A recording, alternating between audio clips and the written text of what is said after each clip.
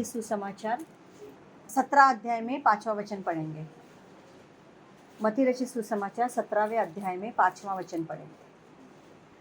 वह बोल ही रहा था कि एक उजले बादल ने उन्हें छा लिया और उस बादल में से यह शब्द निकला, यह मेरा प्रिय पुत्र है जिससे मैं प्रसन्न हूँ, इसकी सुनो। आमेन। पत्रस की दूसरी पत्री पहला अध्याय 17वां वचन। क्योंकि जब उसने परमेश्वर पिता से आदर और महिमा पाई और उस प्रतापमय महिमा से यह वाणी आई, यह मेरा पुत्र है जिससे मैं प्रसन्न हूँ। हालेलुया। देखो, ये वचन जब मैं पढ़ रही थी ना, वैसे तो ये वचन सबको पता है ना। और मेरे ख्याल से ये मत्ती में है, मुरकुस में है ना, सब में है। और लेटर में भी जब पत्रस ये पत्री लिख रहा है, तभी इस चीज़ के लिए वो गवाही दे रहा है कि मैं वहाँ पर था और ये वहाँ पर हुआ। गवाही कैसे दे रहा है? क्योंकि जब उसने परमेश्वर पिता से आदर और महिमा पाई और उस प्रतापमय महिमा से यह वाणी आई, यह मेरा प्रिय पुत्र है जिससे मैं प्रसन्न हूँ, तब हम उसके साथ पवित्र पहाड़ पर थे और स्वर्ग से यह वाणी आते सुनी। हालेलुया। पत्रस गवाही दे रहा है कि ये जो वाणी जो है हम लोगों ने कहाँ से आते सुनी? स्वर्ग से आते हुए सुनी, है ना। यीशु मसीह पहाड़ी पर था और इन 3 चेलों को वहाँ पर लेकर गया था, और उस टाइम की गवाही क्या पत्रस यहाँ पर दे रहा है। लेकिन गवाही क्या दे रहा है कि किसकी सुनो? मेरे प्रिय पुत्र की सुनो। और कौन कह रहा है? ये कौन कह रहा है? परमेश्वर पिता कह रहा है कि ये मेरा प्रिय पुत्र है और मैं इससे प्रसन्न हूँ। बोलो प्रसन्न हूँ। तुम इसकी सुनो। बोलो सुनो। हमारी सबसे बड़ी प्रॉब्लम क्या है मालूम है? आजकल हम सुनते ही नहीं है। हालेलुया। सबको बोलना पसंद है ना। आजकल क्या है मालूम है? सबको बोलना पसंद है, सुनना किसी को भी अच्छा नहीं लगता। हालेलुया। जबकि याकूब की पत्री क्या कहती है? सुनने में क्या करो? तत्पर बनो, है ना। याकूब की पत्री क्या कहती है? सुनने में तत्पर बनो। और यहाँ पर परमेश्वर पिता कहता है ये मेरा पुत्र है, मैं इससे प्रसन्न हूँ और तुम इसकी सुनो। हालेलुया। हमें आज्ञा क्या मिली मालूम है? यीशु मसीह की सुनने की। हालेलुया। हमें परमेश्वर पिता से आज्ञा मिल चुकी है कि हमें किसकी सुनना है?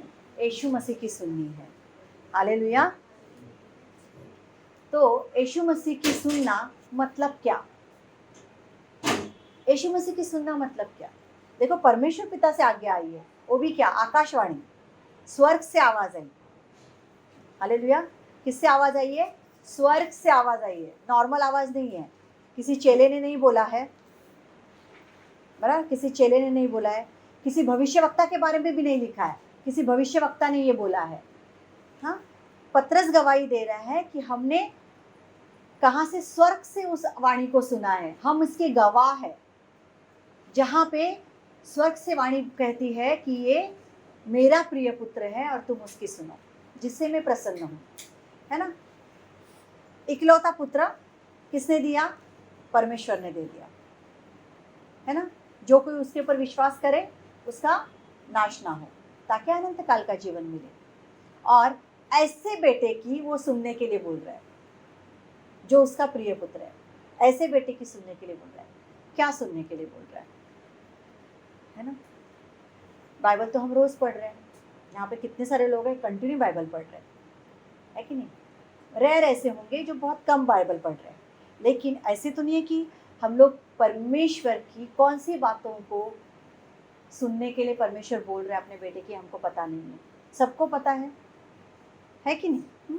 हम लोग निकालेंगे यूहन्ना रचित सुसमाचार 14 अध्याय। यूहन्ना रचित सुसमाचार 14 अध्याय।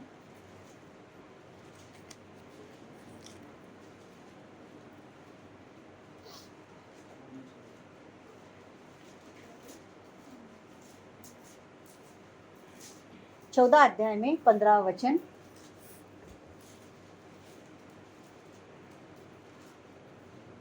यदि तुम मुझसे प्रेम रखते हो तो मेरी आज्ञाओं को मानोगे। हालेलुया।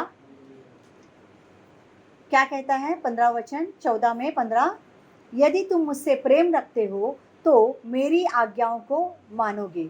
और वही नीचे हम 21 में जब जाते हैं, जिसके पास मेरी आज्ञाएं हैं वह उन्हें मानता है, वही मुझसे प्रेम रखता है। हालेलुया। क्या कहता है यीशु मसीह अपने चेलों से? अगर हम लोग यूहन्ना रचित सुसमाचार पढ़ेंगे ना, तो सारी यीशु मसीह ने ना अपने चेलों से बहुत सारी गुफ्तगू की है, बहुत सारी बातें की है। और 12वें अध्याय से जो एक बार शुरू हो जाता है ना, तो 14वें अध्याय से उसका फ्लो पकड़ता है। और 17वें अध्याय में जब उसकी प्रेयर होती है, वहाँ पर वो बहुत सारी चीज़ें स्टॉप होती है। हालेलुया। जो मुझसे प्रेम रखता है वो मेरी आज्ञाओं को मानता है ना। परमेश्वर की वाणी क्या ही है? मेरे बेटे की सुनो, है ना। सुनना, सुनने में क्या होना चाहिए? तत्पर होना चाहिए। और आज की प्रॉब्लम ये है, फिर वो बड़ा हो, छोटा हो, बूढ़ा हो, छोटा बच्चा हो, उसको भी ना सुनना नहीं है। सुनना किसी को पसंद नहीं आता है। सुनाना सबको बहुत अच्छा लगता है, बोलना सबको बहुत अच्छा लगता है ना, लेकिन सुनना पसंद नहीं है। फैमिली क्या, या हम जिस दुनिया में रहते हैं उस दुनिया का तो साइड में कर दो, लेकिन जिस परमेश्वर की हम बाट जो रहे हैं, जिसको हम वेट कर रहे हैं कि वो आएगा, हमें लेकर जाएगा, है ना। हम लोग उसका वेट कर रहे हैं ना कि वो आने वाला है। एक आशा है ना, हमें उद्धार की आशा है ना कि वो आएगा और हमें लेकर जाएगा। उस परमेश्वर की भी हम सुनने को तैयार नहीं है, जबकि जब स्वर्ग की वाणी ये हुई है कि ये मेरा प्रिय पुत्र है ना। और क्या सिर्फ उनके चेलों के लिए हुई थी वहां पर पहाड़ी पे? नहीं, जब यीशु मसीह का बपतिस्मा हुआ था तभी भी यही वाणी हुई थी ना, ये मेरा प्रिय पुत्र है जिससे मैं प्रसन्न हूँ। बाइबल कितनी बार ये गवाही देती है। तो ये यहाँ पर अगर ये लिखा गया है तो क्या उस वक्त के सिर्फ लोगों के लिए लिखा, यहूदियों के लिए लिखा, कि उस वक्त के सिर्फ चेलों के लिए लिखा, जो उसके चेले थे उनके लिए लिखा? नहीं, पतरस वापस उस चीज़ की गवाही इसके लिए देता है ताकि जो उसके ऊपर विश्वास रखे उन सबके लिए ये बात साबित हो, मजबूत हो, पुख्ता हो जाए कि वो परमेश्वर का पुत्र, इकलौता बेटा, उसके लहू में हम ढाके जाते हैं। हमारी सारी प्रार्थना ना उसके अनुग्रह के वजह से परमेश्वर के पास पहुंचती है और वो पूरी होती है। हालेलुया। ना कि हम घुटने टेक कर रोज प्रार्थना में बैठ रहे हैं इसके वजह से, है ना। हमको ऐसे लगता है ना बहुत बार कि हम बैठ रहे हैं, हम उतना परमेश्वर के साथ टाइम स्पेंड कर रहे हैं, उसके वजह से वो सब कुछ हो रहा है। नहीं, हम उसके अनुग्रह के वजह से बैठे हैं, उसकी उस कृपा के वजह से बैठे हैं जो रोज सुबह हमें नहीं मिल रही है ना। नहीं मिलती है ना, नई अनुग्रह, नई कृपा हम लोग को रोज मिल रही है ना। उसकी जो अनुग्रह के वजह से उसकी जो आइडेंटिटी हमको मिली है ना, यीशु मसीह, हमारे नाम के साथ जो आइडेंटिटी लगी है, जो बहुत बोलते ना ब्रांडेड है, जिस ब्रांड का कोई मोल नहीं है ना, उसके वजह से परमेश्वर उस अनुग्रह में हमको देखता है कि अरे मेरे बेटे का वो जो लहू है ना, उस लहू को लेकर आज ये मेरे पास बैठे हैं प्रार्थना करने के लिए। उसका नाम इतना पवित्र है, इतना प्यारा है। उस पवित्र परमेश्वर की उसका पिता कहता है हमें उसकी सुनो, और उसका बेटा क्या कहता है? जो मुझसे प्रेम रखता है वो मेरी आज्ञाओं को मानेगा। हालेलुया। तो क्या हम उसकी आज्ञाओं में हैं? देखो, हर एक जन, हर एक इंसान, हर एक व्यक्ति इंडिविजुअली खुद को बहुत अच्छे से पहचानता है। मुझे किसी को जज करने की ज़रूरत नहीं है, या आपको मुझे जज करने की ज़रूरत नहीं है, या घर में हमको एक दूसरे को जज करने की ज़रूरत नहीं है, या कलीसिया में भी एक दूसरे को जज करने की ज़रूरत नहीं है ना। हम खुद को खुद जानते हैं, हम खुद को खुद जानते हैं। सुबह से लेकर रात तक हम लोग ने क्या किया है हमको पता है ना। क्या उस प्रेम को हमने दर्शाया है जो हम परमेश्वर से करते हैं? हमने जैसे सीखा था 2 हफ्ते पहले, जो परमेश्वर से प्रेम करता है वो ऑब्वियसली सबसे प्रेम करेगा, है कि नहीं? वो ऑब्वियसली सबसे प्रेम करेगा क्योंकि वो परमेश्वर से प्रेम करता है ना। तो परमेश्वर का वचन कहता है यहाँ पर, जो मेरी आज्ञाओं को मानता है, उसकी आज्ञा क्या है? देखो यहाँ पे सबको पता होनी चाहिए ना उसकी आज्ञा क्या है। उसने एक ही बड़ी आज्ञा दी है। क्या है उसकी आज्ञा?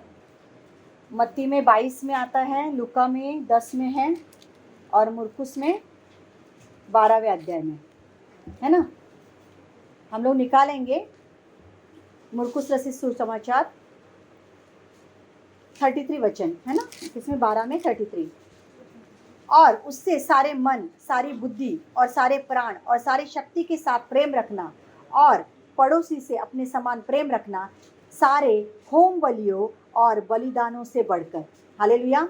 और 30वां वचन यीशु मसीह कहते हैं, और तू प्रभु अपने परमेश्वर से अपने सारे मन से और अपने सारे प्राण से, अपनी सारी बुद्धि से, अपनी सारी शक्ति से प्रेम रखना, और दूसरी यह, तू अपने पड़ोसी से अपने समान प्रेम रखना, इससे बड़ी और कोई आज्ञा नहीं। हालेलुया। लव लव लव, प्रेम प्रेम प्रेम, है ना।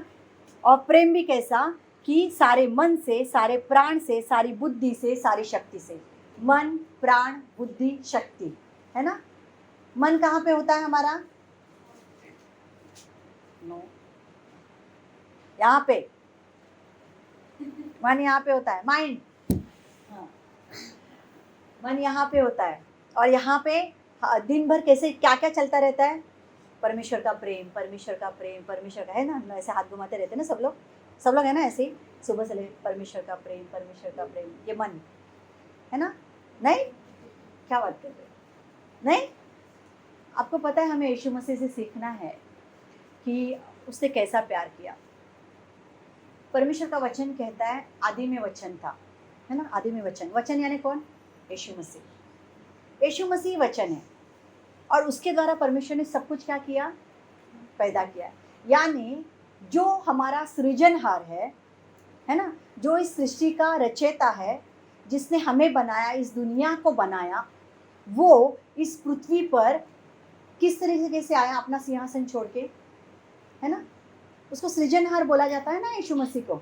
लेकिन वो किस तरीके से इस दुनिया में आया और खुद को पूरा का पूरा उसने हमारे लिए दे दिया, पूरा मिटा दिया।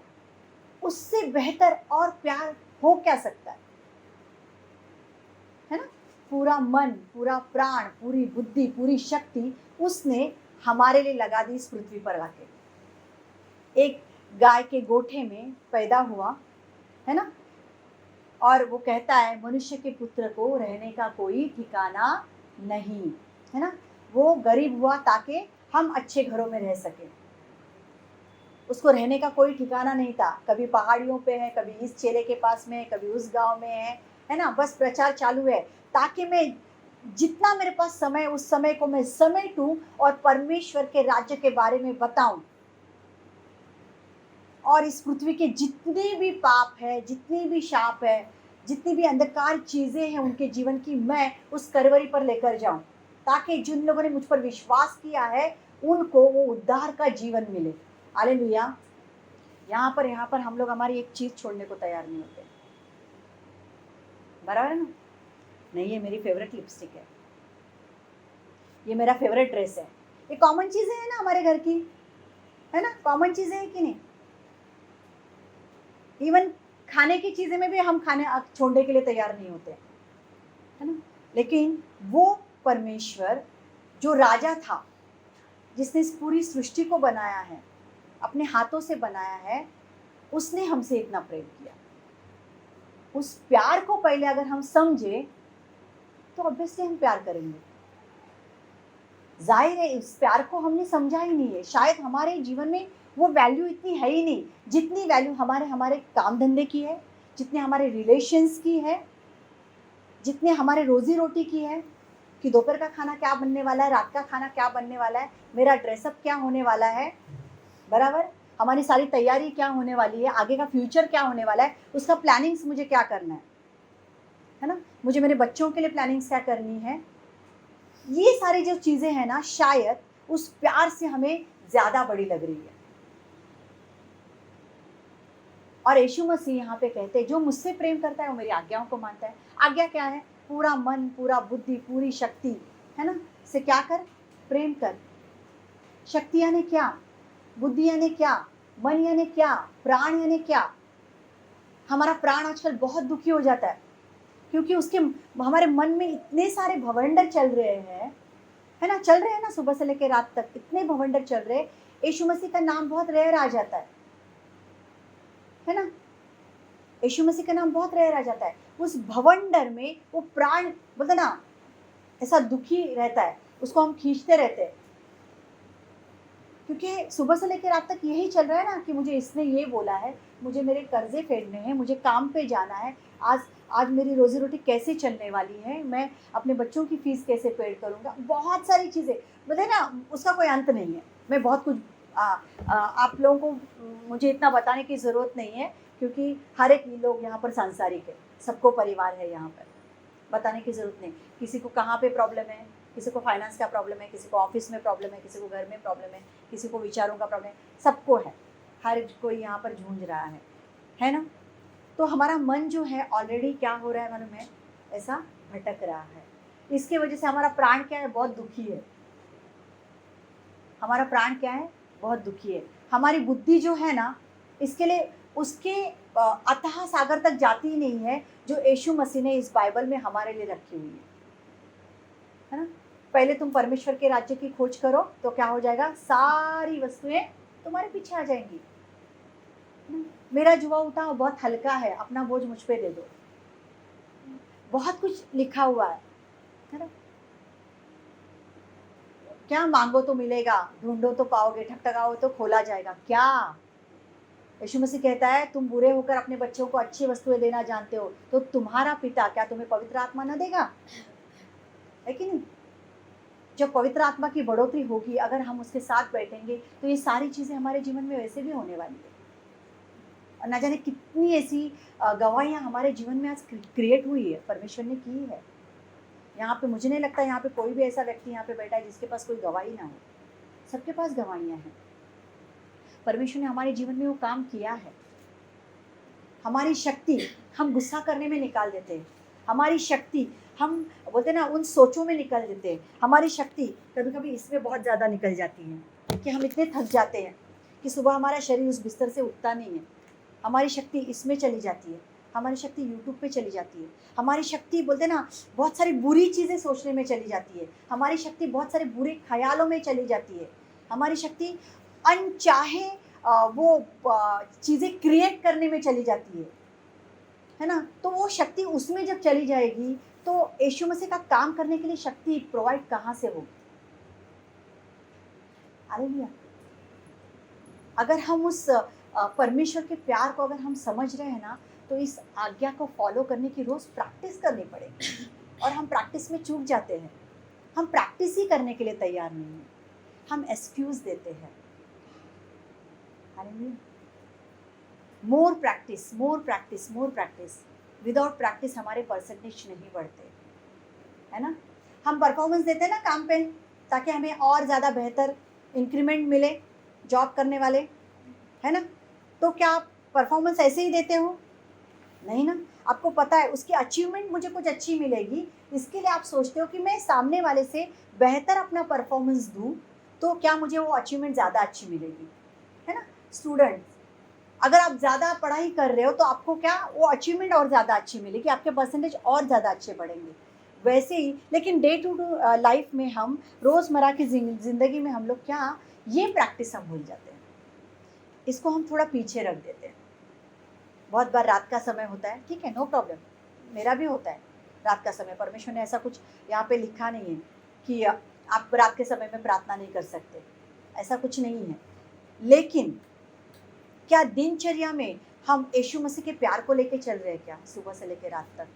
हमारा बिजनेस हो, हमारा काम धंधा हो, या हमारा घर हो, हमारा बिहेवियर, हमारा बातें करने का तरीका, हमारी सोचें, हम कैसे खुद को एक्सप्रेस कर रहे हैं, कैसे प्रेजेंट कर रहे हैं, क्या उसमें दिख रहा है क्या पूरा मन, पूरी बुद्धि, पूरी शक्ति दिख रही है क्या हमारी, जो परमेश्वर के साथ रिलेटेड है। भले आप अपना ऑफिस में काम कर रहे हो, करना ही है क्योंकि परमेश्वर को मेहनती लोग पसंद है, परमेश्वर को मेहनती लोग पसंद है, काम करना ही है। लेकिन उस काम में क्या उस परमेश्वर को प्राधान्य मिल रहा है? परमेश्वर को पसंद है कि माएँ अपने घर को बहुत, औरतें अपने घर को बहुत अच्छे से संभालें। लेकिन आप जो घर संभाल रहे हैं, तो क्या उस घर में अपना परमेश्वर प्रेजेंट हो रहा है? परमेश्वर को चाहिए माता पिता अपने बच्चों को परमेश्वर में उभारे, लेकिन क्या ये दिख रहा है कि परमेश्वर उसमें प्रेजेंट हो रहा है? ये छोटी छोटी चीज़ें हैं, लेकिन हम उन चीज़ों को ध्यान नहीं दे रहे। और परमेश्वर का वचन कहता है कि मेरे पुत्र की सुनो, मैं उससे प्रसन्न हूँ, क्योंकि यीशु मसीह ने आखिर तक उस गतमसनी के बैग में जाने तक क्या किया है मालूम है? उस करवरी में जाने तक क्या किया है? अपने पिता की आज्ञा का पालन किया है। उसको पता था मेरे पिता को क्या चाहिए। उसका उद्देश्य वही था, उसका ध्येय वही था कि मैं अपनी उस पिता की आज्ञा को क्या करूं? पूरा करूं। और उस पिता की आज्ञा को पूरा करने के लिए उसने वो सब कुछ किया। हालेलुया।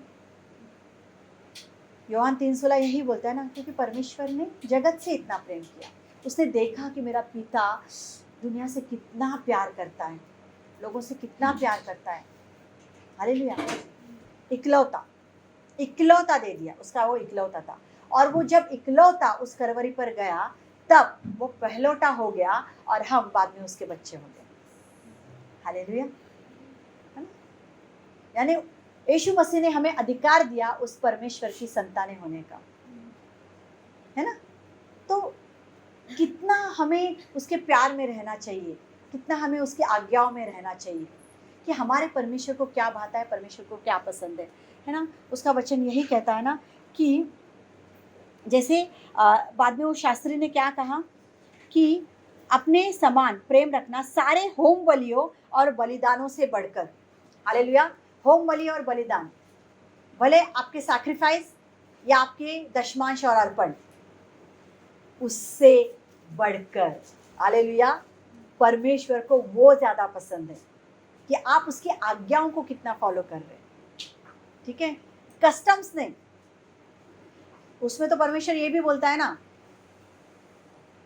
कि अगर तुम्हारे मन में पाप है तो तुम अर्पण तुम्हारा वैसे भी परमेश्वर स्वीकार नहीं कर रहा है। अपने भाई के लिए मन में कूद रहा है और तू झोली में अगर अर्पण डाल रहा है तो परमेश्वर को वो वैसे भी ग्रहण नहीं है। हालेलुया। लेकिन वो जो प्रेम है ना, वो प्रेम जो है वो तुम्हारे चाल चलन में दिखना चाहिए, अपने भाई के लिए, अपने परिवार के लिए, अपने पड़ोसियों के लिए। पड़ोसी कौन है? अपने समान अपने पड़ोसियों से। सब पड़ोसी है ना, सब पड़ोसी है। कल मैंने ग्रुप पर एक सचिन कैलेव का ये डाला, मैसेज डाला। परमेश्वर ने मुझे नॉक किया, मुझे मेरी गलतियों का एहसास कराया।